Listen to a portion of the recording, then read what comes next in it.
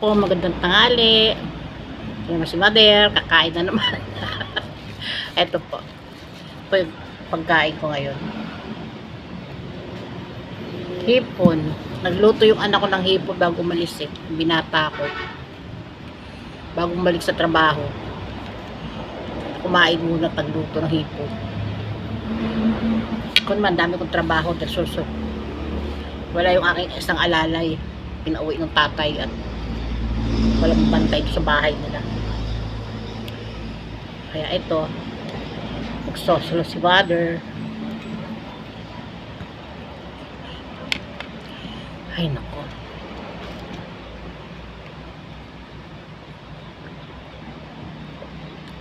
Kain po tayo, hipon.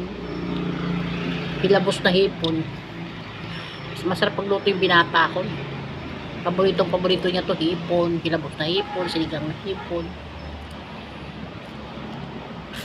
Lasa.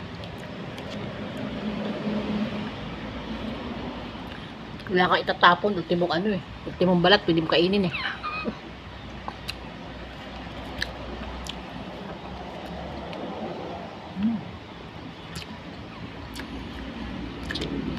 Gabi sarap na kain ko sa pusit eh. Nakatatlong balik kata ako sa kawali. Pagka paborito ko po yung pagkain ulam, naku pinapapak. Sarap. Kain po tayo. Tapos mayroon pa siyang tuyo. Yan. Puro maalat.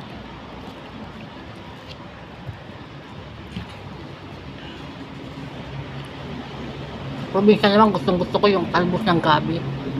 Pag nahaluan ko ng tuyo, may sabaw, sarap.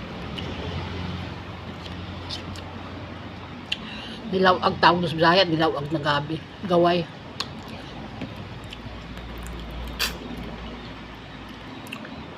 Ako kahit saan ako dalhin, okay lang.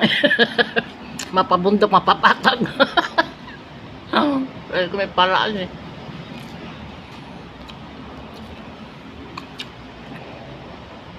Alala ko nung bata ako eh.